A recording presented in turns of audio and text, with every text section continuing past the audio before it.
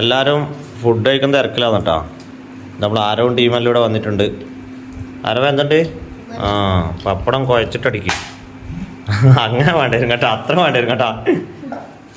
ഇതാ സഞ്ജു, ഇതാ നമ്മളെ മാമൻ്റെ മക്കള്. അവിയലുണ്ട്, പിന്നെ ചോറുണ്ട്, നെയ്ച്ചോറുണ്ട്, ചിക്കൻ കറി ഉണ്ട്, മീൻ കറി ഉണ്ട്, പിന്നെ കൂട്ടറി ഉണ്ട്, ഏതാ ചമ്മന്തിക്കറി ഉണ്ട്, പിന്നെ പായസം, സേമിയ പായസം ഉണ്ട്, വറവുണ്ട്. ചങ്കമ്മ ആടുന്ന് കഴിക്കുന്നുണ്ട്, അമ്മ കഴിക്കുന്നുണ്ട്.